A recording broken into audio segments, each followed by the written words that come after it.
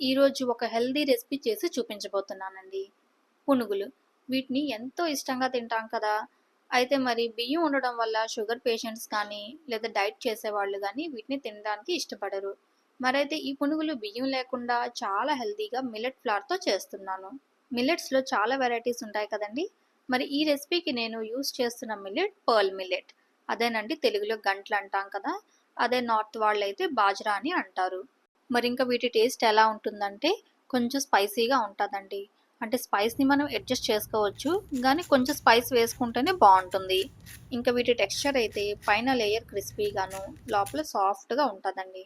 మనకు నచ్చిన చట్నీలు పల్లీ చట్నీ, కొబ్బరి చట్నీ, టమాటో చట్నీతో ఎంచక్కా తినేయొచ్చు. మరి ఈ హెల్తీ రెసిపీ మీకు నచ్చితే ఈ ఛానల్‌ని సబ్స్క్రైబ్ చేసుకొని, ఈ వీడియోని లైక్ చేయడం మాత్రం మర్చిపోకండి.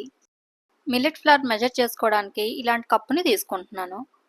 ఇప్పుడు మిక్సర్ జార్‌లోని ఈ కప్పుతోని 2 కప్పుల మిల్లెట్ ఫ్లవర్‌ని వేసుకోవాలి.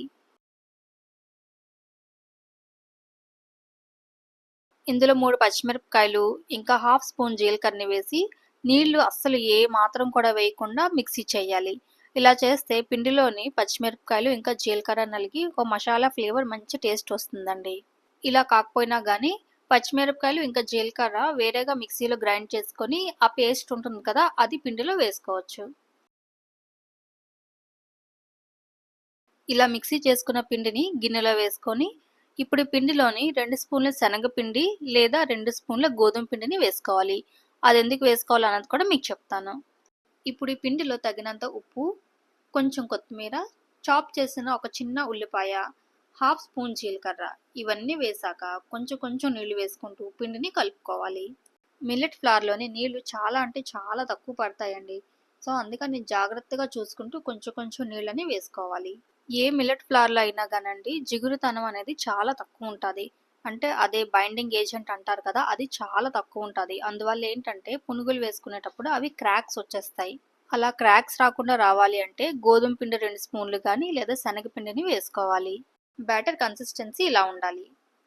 ఇప్పుడు ఈ పిండిని 15-20 మినిట్స్ రెస్ట్ ఇచ్చి దాని తర్వాత పునుగులు వేసుకుందాం.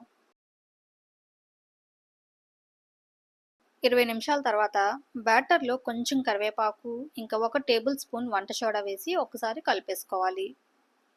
ఇప్పుడు గుంత పొంగనాలు వేసుకునే ప్యాన్ ఉంటది కదా! అందులో ఆయిల్ వేసుకొని, ఆయిల్ బాగా వేడైన తర్వాత ఈ బ్యాటర్‌ని ఫస్ట్ చుట్టూ ఉన్న గుంతల్లో వేసుకోవాలి. మధ్యలో ఉన్న గుంతల్లోని బ్యాటర్‌ని లాస్ట్‌లో వేసుకోవాలి. ఇలా ఎందుకు అంటే ప్యాన్‌కి మధ్యలోని ఎక్కువ హీట్ తగలడం వల్ల అవి ఫస్ట్ ఫ్రై అయిపోతాయన్నమాట. లాస్ట్‌లో ఉన్నవి కొంచెం టైం పడతాయి. అందుకనేసి ఫస్ట్ చుట్టూ వేసుకొని లాస్ట్‌లోని మధ్యలో వేసుకుంటే అన్నీ ఈవెన్‌గా ఫ్రై అవుతాయి ఒకేసారి. ఇలా అన్నీ ఫిల్ చేసుకున్న తర్వాత మూత పెట్టేసి 2 మినిట్స్ ఉంచుకుంటే ఒకవైపు క్రిస్పీగా ఫ్రై అయిపోతాయి. ఇప్పుడు రెండో వైపు టర్న్ చేసి కొంచెం ఆయిల్ వేసుకొని ఇంకో 2 నిమిషాలు ఫ్రై చేసుకుంటే రెండో వైపు కూడా ఫ్రై అయిపోతుంది. మన హెల్తీ మిల్లెట్స్ పునుగులు రెడీ. ఈ పునుగుల్ని ఉదయం బ్రేక్‌ఫాస్ట్‌గా తినొచ్చు, ఈవినింగ్ స్నాక్స్‌గా తినొచ్చు. అలాగే ఇంకా నైట్ భోజనంకి బదులుగా లేదా రోటీస్‌కి బదులుగా టిఫిన్స్ తింటూ ఉంటారు కదా! అలా కూడా తినొచ్చు. మరి ఈ మిల్లెట్స్ పునుగులు మీరు ఏ చట్నీతో ట్రై చేద్దాం అనుకుంటున్నారు?